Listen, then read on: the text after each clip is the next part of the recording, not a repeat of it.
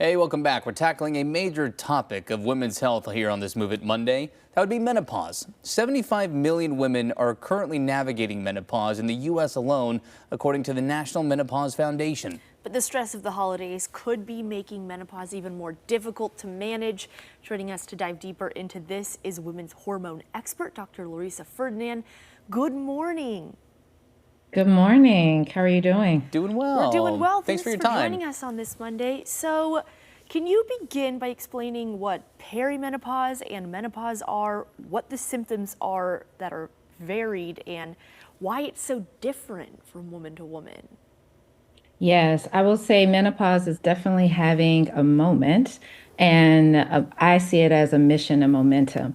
So, the average age of actual menopause is 51, but women will start having symptoms in something we call perimenopause. This is a time of major transition of two of our power hormones, estrogen and progesterone, that are shifting.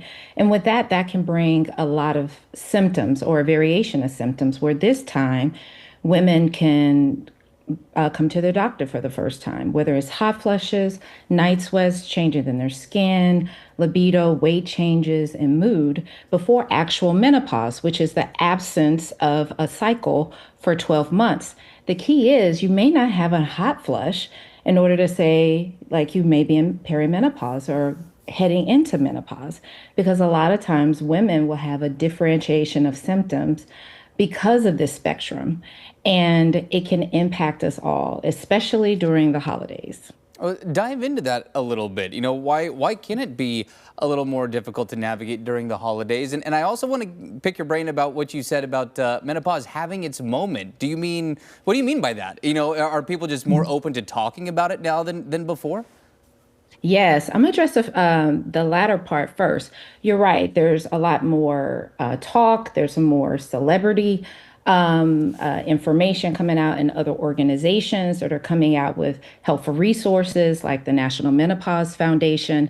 And the spectrum of what people are having, especially during this time period, holidays, let's go ahead and say it what it is. It can be a time of joy and peace, but a lot of times we sacrifice our health in order to make sure we bring that joy and peace to others. And women oftentimes are the core of it. And with one of the things with stress and the impact of our hormones, we have a hormone called cortisol that may be involved, and that can really change or increase some of our symptoms, our frequency of symptoms. So, this is a time to really pause, protect, and be intentional about that pause during the holidays. Because not only do we want to bring joy and merriment to others as women as we're going through these changes, because it's a milestone, it's not a disease, we want to make sure we do some proactive things and pause and make sure we can mitigate or reduce some of the symptoms that we can experience during this time. What are some of those proactive steps that women can take to, set themselves up for success, especially in the holidays when it's easy to forget about yourself when everything else is going on? Absolutely. So, my key here is remember the ROI. The return of investment of the things that you can do for yourself actually is going to help your family thrive more. Because, especially during this time where your emotions or your mood, your family notices it before you can. So, a couple of, or a few things. Let me do some top five things I think you can thrive in the holidays and deck the halls and still be joyous. Many times, let's dress in layers, depending on, of course, if you're in colder weather. But when you're inside and you're rushing and you're moving along, be mindful and intentional and proactive about your layers, and then protect your sleep. I can tell you, I think sleep is the new sexy, because it's one of those things that I'm telling you, it can make you feel like a new woman the next day. So, really protecting your peace. Number three, the power of delegation. You do not have to do everything on your own. This is the time where many family traditions bring those other family members, especially the younger ones who like to be involved. And so, this is a good time to make sure that you're delegating and bringing family members in those wonderful traditions. Another thing is be mindful of movement. I know this is Move It Monday, and being intentional about moving, not only in walking or getting steps, but shift those calories toward the beginning of the day, then the latter day, and get some restful intentional movement where you can do so toward the end of the day. And like I said, bring your family into these moments. And then just practice the pause. Practice the pause of breathing, enjoying this time. As you recall, this can be a busy time, but this is also a stressful time when you're remembering family members and friends that are no longer with us, and it's a time of reflection. So remember, if you thrive through this time and paying attention, others around you will thrive too. And when you talk about that movement, I mean, is that as simple as just, going for a walk, or does it need to be a full-fledged workout? What do you recommend? That's a good point. I would say during the holidays, lean into what you're comfortable with.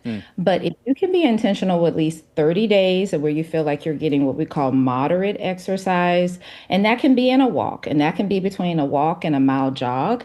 That can be, I guess, window shopping for others inside doors.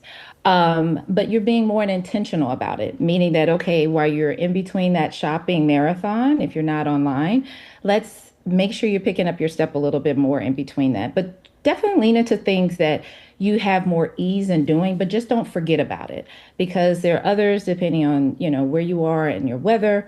You just want to make sure you're moving and being intentional and pausing to be proactive about it. I could not stress that more. That is the return of investment. Well, here in Portland, we do have a group of mall walkers every weekend who do their exercise in the mall. So there is ways to do that all at the same time. Where can Yeah. viewers find more information? Yes, absolutely. Please visit nationalmenopausefoundation.org. They have a wonderful checklist of symptoms that you can be able to evaluate, or visit me at Dr. Larissa on Instagram. Dr. Ferdinand, thank you so much for your time. Good topic to tackle here as we approach the holiday season, and one that may not be top of mind for everybody. So good to bring it to the forefront here. Yeah, thank you. Thanks for having me. Y'all have a wonderful day and a beautiful holiday. You do You the too. same. Very kind. Thank you. And again, we're going to have this story posted with all of that info right now on coin.com. And happening this week,